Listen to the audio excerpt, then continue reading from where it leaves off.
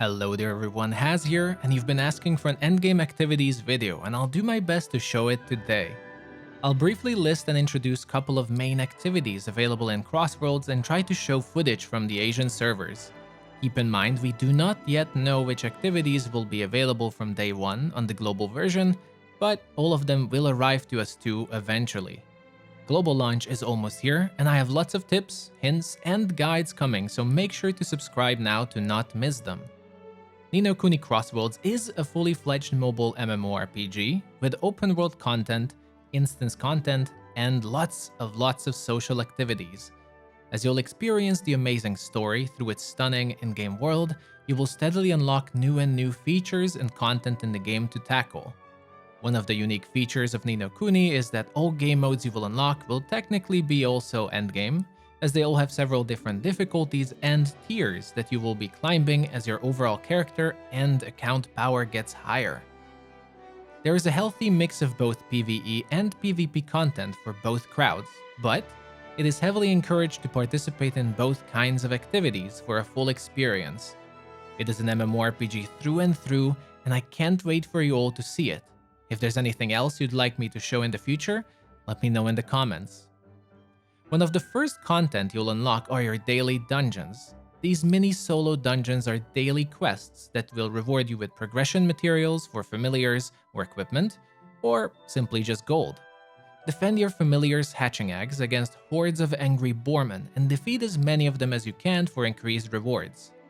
Escape a giant fire elemental in time to secure the best rewards, or fight a pirate captain where the more damage you deal, the more gold you acquire in the end.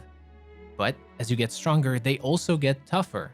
All three of these dailies have challenges and ratings for completion, and all players will be able to compete on leaderboard to flex with unique titles. There's also a 5-man content I already introduced in my dungeons video. These dimensional boundaries are your traditional dungeons, but they all have several levels, and keeping up to their toughest versions will be a challenge even for veteran players. Strive towards completing challenges for them, whether with a 3-man party or speedrun them for record times to gain valuable rewards.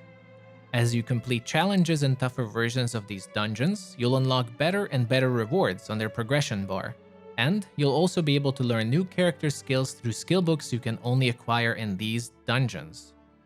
3 dungeons are available for dimensional boundaries: a dragon, a giant robot, and a fire hydra, all with their special rewards.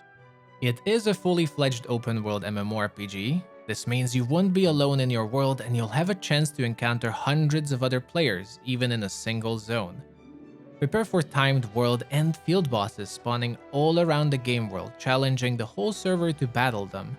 They reward you with extra rare materials and unique accessories only attainable from them. Gather up with hundreds of other players and participate in one of the most traditional and iconic content designed for MMORPGs. No matter what level you are, you can participate in these events, as just hitting a boss a single time will guarantee a reward. So group up with your friends and enjoy these massive battles. There are 7 or 8 field bosses in the game depending on what update we will start with, and 2 world bosses. Field bosses will be open world for everyone to fight together, while the 2 world bosses will be random instanced 50-player boss battles. Check out my world bosses video for more on them. Ni no Kuni Crossworlds also features a vast guild system called kingdoms. Form your own kingdom with friends or join one of your liking to unlock several unique and fun activities. You will be able to level up and customize your kingdoms, but beware, as monsters will be sieging your kingdom from time to time, and you and your friends will have to prepare to face hordes of challenging fiends and bosses in a style such as hero defense or tower defense modes. If that's not exciting enough, kingdoms also feature unique kingdom dungeons where you face bosses designed just for guilds to fight them for rewards and materials to upgrade their kingdom further. These activities are also open to all members of the kingdom, no matter the level, so everyone can have fun time playing together and form new friendships. But kingdoms aren't only for PvE content. Kingdoms of each server can compete against one another in several game modes such as invasions and battlegrounds for the prize of becoming the capital of the server. Kingdom Invasion is a game mode where upon signing up to a weekly system, kingdoms can invade each other's bases where the attacking team's goal is to destroy the enemy kingdom's core, while the defending team has to hold off the attackers for as long as they can to win.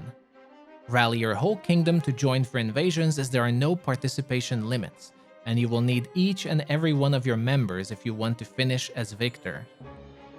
Another more organized kingdom PvP are relic battles. These are 50 versus 50 battlegrounds where kingdoms will compete against each other.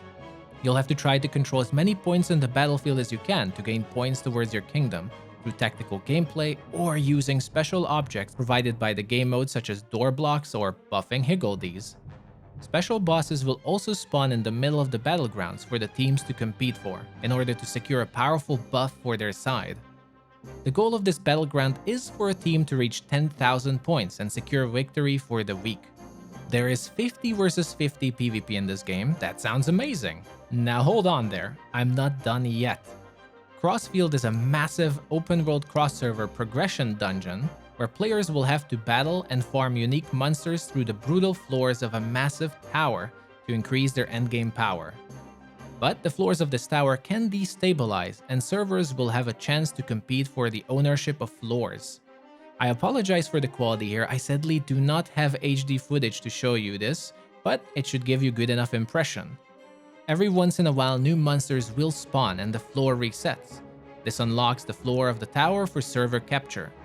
Different servers will have to group up and try to channel enough power to gain control over a designated floor for massive buffs for all players on the crossfield level. This means hundreds of players will be clashing against each other in massive open-world PvP to secure better time farming in crossfield.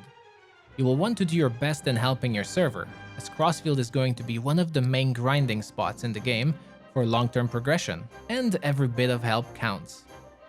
Worry not though, as there are also smaller scale PvP activities for people who prefer a more competitive environment. On certain days of the week, two types of small-scale PvP modes will open up for players to participate in. One is a team deathmatch where two teams have to kill all members of the opposing team 3 times to achieve victory. Make sure to help each other through support or healing abilities to keep these health points as high as possible, as if someone dies, it can very quickly snowball into your team dying one by one. And the other one is Resource Capture Mode, where the two teams have to compete against each other in an arena to capture the most amount of higgledies spawning in the middle. These higgledies can be stolen from each other by killing the player defending and collecting them.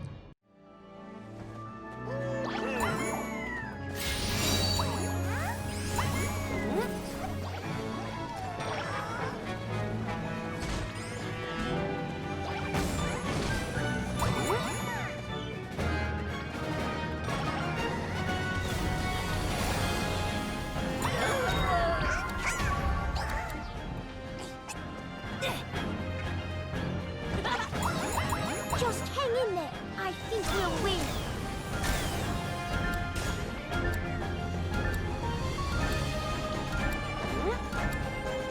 Wow!